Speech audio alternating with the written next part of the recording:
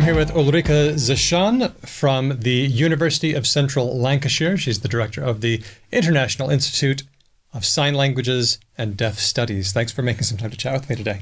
Thanks for having me. I sometimes get confused with the terminology. I understand that deaf is a thing, just like hearing is a thing, and deaf has a capital D. I get confused between sign languages and signed languages. Are they used interchangeably?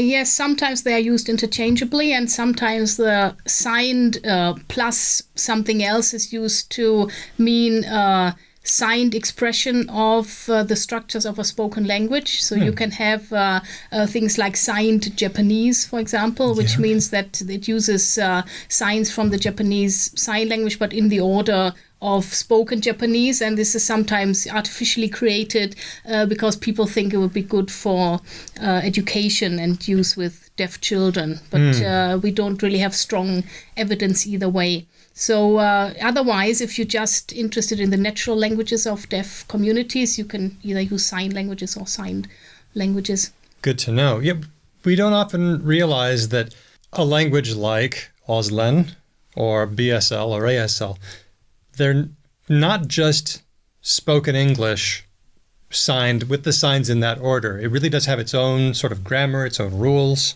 Yes, that's right. And also the borders of and the extensions of spoken languages and sign languages are, for the most part of the world, rather independent of each other. So it's really a property of European, Western sign languages that they align more with the national borders because they've had institutionalized systems of interpreting and support and education. But in many parts of the world, the borders don't align at all. So a good example is India, where the sign language used in the urban centers is really across the Indian subcontinent, so across the border to Pakistan and into India. All the urban varieties, even though they have some dialectal differences in their vocabulary, are quite uniform with respect to the grammar. So you can speak of this one sign language. And of course, as many people know, India has hundreds of different spoken languages. And so they have major language families like the Dravidian family in the south and other languages in northern and central parts of India. But the Indian and Indo-Pakistani sign language is one across the urban centers. And then there are other very small sign languages in particular villages with high incidence of hereditary deafness. That adds to the picture. And in addition to that, the structures of the sign languages are not similar to the structures of the spoken languages in the same countries, which is one of the reasons why it's so difficult for deaf people to learn reading and writing of the spoken language of their country, because their own sign languages have such different grammars. That's another thing that I sometimes forget. If you've got somebody who is a deaf speaker of a signed language, and then they type a message to me in written English, that's possibly a second language for them. That's right. For them, acquiring reading and writing is very much a second language acquisition thing. And when, as we do in our recent projects, we try to find new innovative ways of teaching literacy to deaf populations, we do use a lot of approaches from second language acquisition. That's two things that I hadn't realized before. What are some other things that maybe hearing people need to realize about signed languages? First of all, you mentioned that the boundaries don't align and they are their own languages very much. Yes. What else do you wish that hearing people realized? Yes, the very first question I always get from hearing people who don't know about sign languages is, isn't sign language the same all over the world? Right. Isn't there just one thing called sign language? Sign language. I think I'll learn sign language. And yes, of course, if you think about it, it can't be the case, because if you have Japanese deaf people who are, signing in their communities, and you have Brazilian deaf people signing in their communities, but they never meet really, so they can't possibly have the same language. So we have hundreds of different sign languages, and many of them are actually still undiscovered, and many of them, or most of them, are underdocumented. There's a little corollary there that I have sometimes thought before I became a linguist and learned about language. When I found out that signed languages were different all over the world, I thought to myself, why didn't they just make it so that they were all the same? That would be so much easier. Yes, that's what people also mention sometimes. But what you have to think about is incredible richness of having so many different languages. We are here at the conference for our Association for Linguistic Typology, and a lot of the spoken languages that are discussed here are endangered, or in danger of dying out. And we always highlight for the spoken languages that it's, the expression not only of the language, but also the culture, the worldview, and a lot of local knowledge that is embedded in that language. So it's the same with sign languages, and it would be very sad if the diversity was lost. And in fact, nowadays everybody talks about biodiversity and how important biodiversity is for a sustainable future of the Earth's resources. And we have quite similar diversity losses in human cultures and languages. So this is another kind of diversity that is well worth preserving. We often talk about endangered spoken languages, but I don't think I hear very much about endangered sign languages. Is there some work going on to preserve or to revitalize them? Yes, we do have endangered sign languages also. In fact, we have, interestingly, both things in sign language linguistics. We have sign languages that are endangered, and we also have sign languages that are newly created, so or arise newly within their newly formed communities. So let me tell you about the endangered sign languages. We had a project for several years funded by the European Science Foundation, and we looked at 10 different communities with endangered sign languages, and they were all in small scale rural communities. Yeah, okay. So what happens is that typically in these communities, there are several types, but typically one case is where you have hereditary deafness in a small scale community. I think those are called village sign languages. Village sign languages or rural sign languages. But we have also had contributors to our work arguing that actually we need a lot more terminology, and there are several subtypes. But anyway, for the sake of simplicity, these village or rural sign languages, they tend to arise where you have this very localized hereditary deafness, and the deafness can be distributed in with different percentages, but it's many-fold higher than in a normal population. So if in a normal industrialized countries you might have 1 in 2,000 born deaf or deaf in early age. In these villages you can have 1 in 20 or 1 in 50, so it's manifold higher incidence of hereditary deafness. And so if that happens over several generations, as then tends to happen if it's genetic, then you get you get a small community where deaf and hearing people both co-create a sign language because it's used for the immediate communication in their families and in their communities. And so these small-scale sign languages are mostly endangered because you have then the national sign languages of that country, and sometimes deaf communities don't understand about the status of these rural sign languages, and they come in and say, "Oh, what are you doing here? We'll teach you the proper it's the proper sign language of educated urban deaf people." And so this is then a minority within a minority, and is very much also subject to additional deaf people still being born into the community. That's interesting. I mean, the same forces that are working on spoken languages to endanger other spoken languages, that's also working for sign languages as well. Yes, some of the same forces are there, but there are some specific factors at work with sign languages too. Really? So in industrialized countries, you will currently have issue of new technology with cochlear implants being supplied to very young deaf children, and often then the doctors and medical staff will advise parents not to use sign language because they say it would interfere with the acquisition of speech. It doesn't, does it? We have no evidence that it does. No. And in fact, this is born out of the same misunderstanding that having several languages is in some way damaging, whereas all the evidence is that it's good for people to be bi and multilingual. Exactly. And, people do this with bilingualism. And in fact, in Australia, a lot of parents will say, well, we just speak English now because Yes. we're trying to fit in or Yes. assimilate or whatever. But A lot of immigrant parents also stop speaking their own language of their country of origin with their children because they fear that their child might get behind in school where English is needed, etc. So acquiring several languages is not, from a linguist point of view, a problem. The problem we see as linguists is that if you supply cochlear implants and not use a sign language, then in case the cochlear implant fails, this child will have no language. And if you grow up in early age with no language, this has serious consequences, and it also has cognitive consequences because you will have no language to think in until you then finally hit on sign language.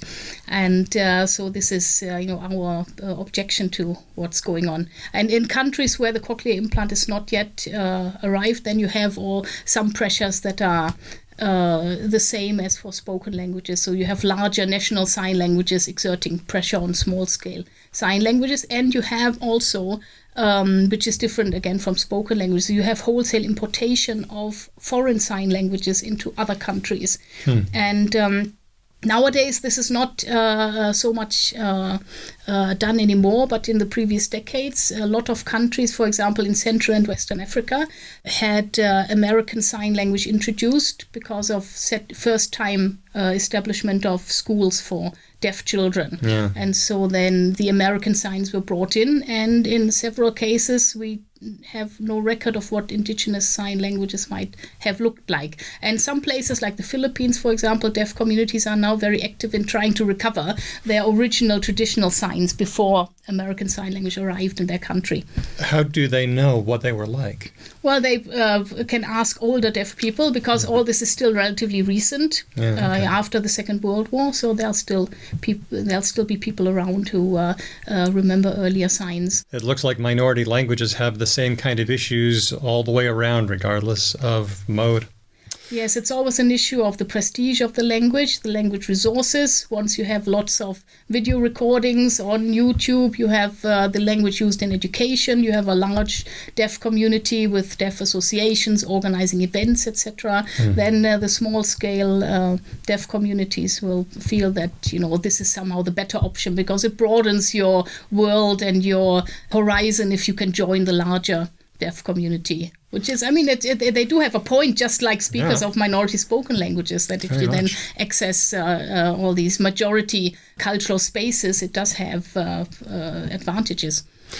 Let's move away from endangered sign languages and talk about some of the new ones. I know that in spoken languages, we have things like pidgins and creoles that arise from situations of contact. Are the new sign languages kind of like that? They are not really like that because the prototypical situations for pidgins and creoles is that you have populations of hearing people who speak different languages and they come together in some kind of contact situation. For example, a typical case is plantations in the Caribbean, and the people, are brought in to work on the plantations from different African countries, and they have different languages, and then they try to speak with each other, and so a pidgin then arises, and then the creole is the next stage. Okay. With sign languages, the way they arise is typically different because one of the major factors is urbanization. So once you get larger urban populations and you have enough deaf people in there, at some point you'll reach a critical mass, and then you might have a deaf school and you might have the first deaf clubs, etc.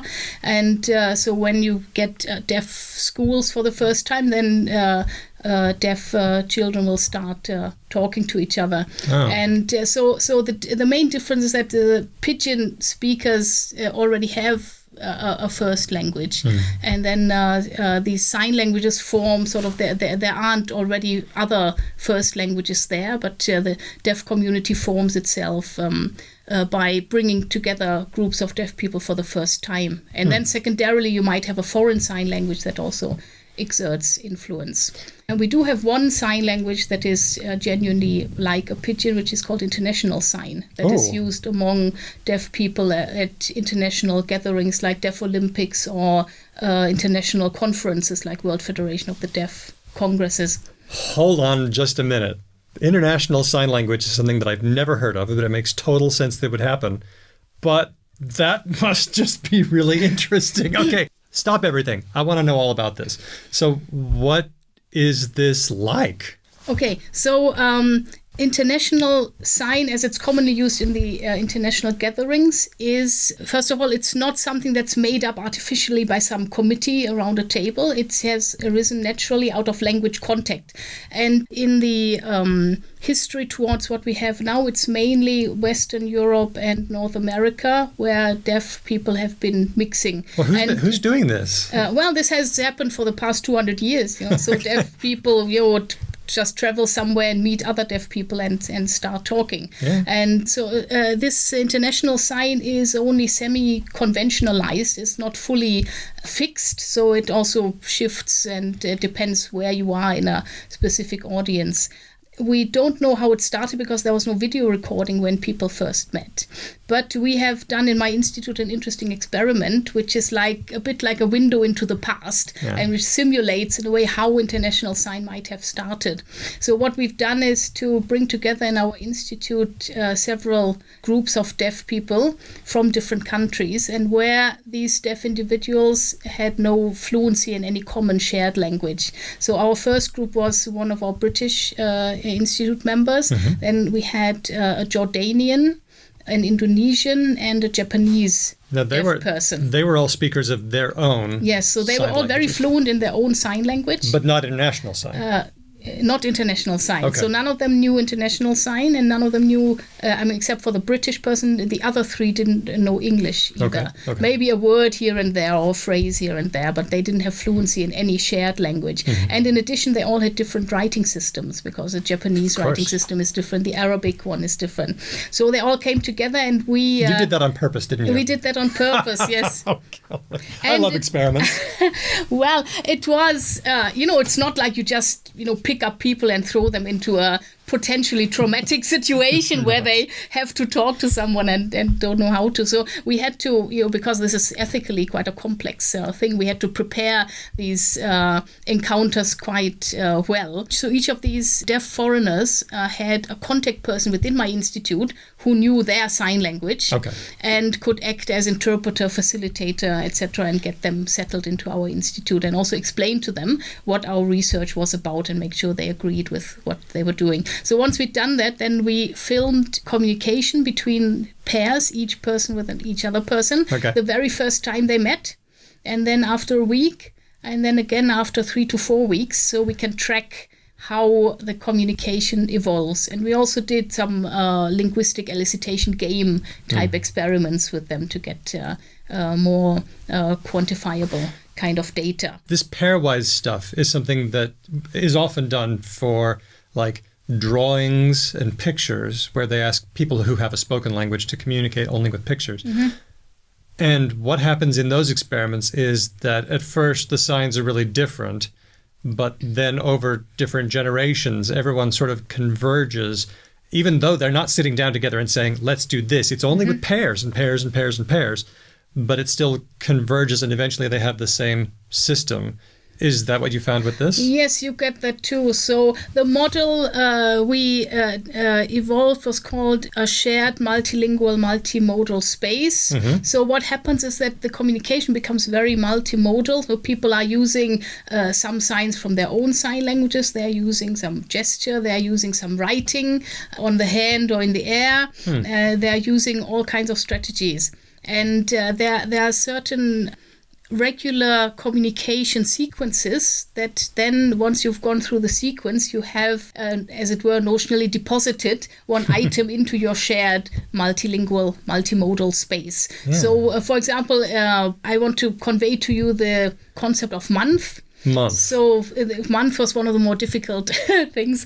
And so I might first use my own sign from my own sign language, and you don't understand it. Then I'm trying maybe the American sign if I know it, because American signs are often, known more widely. You don't understand that either. And then I'm trying, some kind of visual thing with points. Yeah, what does a month look like? Yeah, it looks like a grid, right? Like this kind you of can thing? try something like with my fingers grid. in a lattice sort of shape. Yeah, you can spell one of the shorter months, maybe M-A-Y, maybe eventually the person will understand that. So eventually then you will understand what I mean, and maybe you come back with your sign. And then once you come back with your sign, maybe I sign it again back to you, and this means we have both used it, so we agree that from now on we can use this sign because we've both understood that this means month. What did month eventually look like?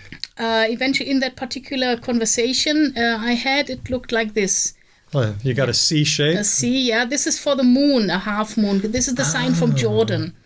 Wow. And, okay. This was an interaction between the British and the Jordanian signer. That's and very the British clever. signer tried many things. So eventually she fingerspelled 1 month and pointed something in space with fingers. And then the other signer came back with signing this month C hand-shaped sign, like a standing up half moon. Yeah. And she copied that, and so they used it. Even though alongside this, probably the Jordanian signer then might also remember the other signs that the British signer had used before, if they pay attention. We found that actually the signers pay an amazing amount of attention to what is going on. Like we call this a metalinguistic monitoring. So they really monitor and think about how the communication is happening and what language resources are being used. And in order to track that, we did interviews with them after the very first time they met. We called them in individually and showed them the video. And it was funny because sometimes we found that they'd misunderstood each other, but they didn't really realize that they misunderstood each other until we explained to them that, this is actually what the other person meant. But anyway, so they would tell us things like, I use this particular sign with the British signer, even though I'm from Indonesia, but I'm using a sign for England from Japan.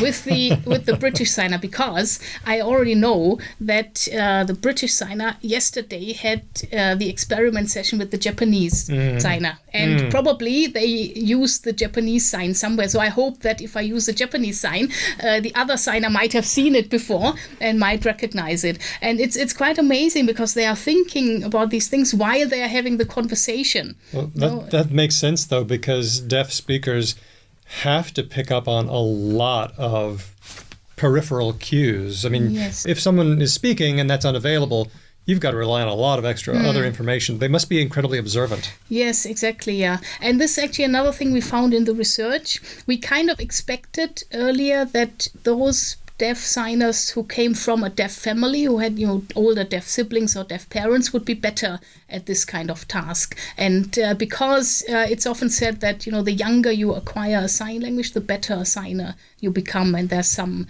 data to prove that. And it was a reasonable hypothesis, but what we actually found was the opposite, that this has no advantage.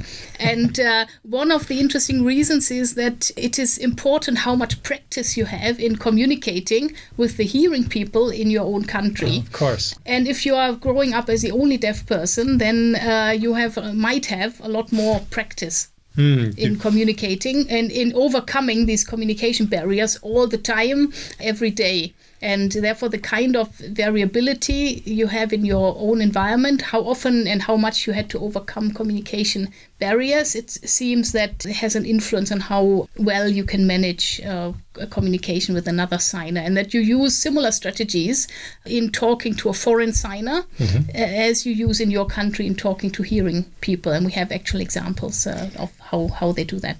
Wow. So you got to see not a full language, but at least a number of lexical items be created and then kind of disappear as well, because they probably won't use those signs again. That's right, yeah. So what happens is that this pool of shared signs that I was talking about, at the beginning, each of the people who are talking in pair will have their own pool of signs and resources. And then the shared pool is for, agreeing which ones are then to be used. So, and of course, it's only a relatively smaller subset. So you tend to use a lot of signs initially, and they are not picked up and not decided as joint signs. So, for example, the signer from Japan, when starting in the initial conversations, would use this extended little finger and extended thumb for male and female reference. So thumb means male and little finger means female in the Japanese. This is a special feature of the Japanese sign language family, but it doesn't happen in other sign languages. So in the later video recordings, we have using this little finger for woman doesn't appear anymore, because he must have realized that whenever I use this, the other signers don't pick up on it and don't understand it. Right. And in fact, there are a number of sign languages where thumb means good, like here in Australia, and little finger means bad. Oh. And so this is a different mapping of what hand shapes mean. So anyway, a lot of the signs that are used initially then drop out of use if they don't make it into the shared pool. Whose signed language got ignored the most? Who got overrun? Yes. Well, I think the opposite question is better. Whose sign language was privileged? Okay. We ran one I have a guess. group in the UK and another group in India. And in each case, the surrounding sign language, so British Sign Language and Indian Sign Language, were privileged. And in the Indian group, only Indian Sign Language was privileged. But in the UK group, also International Sign. Because the surrounding languages used in our institute are actually, we use a more international sign than British Sign Language. So both of these were there, whereas the surrounding environment in India had only Indian Sign Language. So this exerts a strong influence. And we also actually know that from the development of pidgins and jargons, which are the precursors to pidgins, that this happens. Okay, I want to go back to international sign for a second. That is fascinating research, and I am really interested in checking that out. I just have some quick questions about international sign because I'm still curious. Which signed language does international sign resemble most, do you think? Well, this is a very political kind of I know. question. That's what we do. So it's British, right? It's British. No, it's American. Oh. It would be, wouldn't it? Yes. American sign, in many contexts, American's lexicon is strongly represented in international sign context, and British signs are also sometimes there if the event is in Europe and has mostly Europeans, but not necessarily. What you do find is a lot of signs are used that occur actually independently in many sign languages because they are iconic. So the sign looks like what it means. So all the negatives, you have like shaking your little finger, shaking your full hand, and anything with an O kind of hand shape because it mirrors the zero, written zero. So some of these signs are widespread across different regions. And so, as I said, international sign is not fully conventionalized, and often people confuse the international sign that is used in international gatherings with international signing, which we had called cross signing, which means you just people ad hoc improvising without having the experience of international sign context. So these two situations are quite different, and if you mix them up, then you get into big problems of defining what international sign is. I think that might be another misconception that needs to be treated.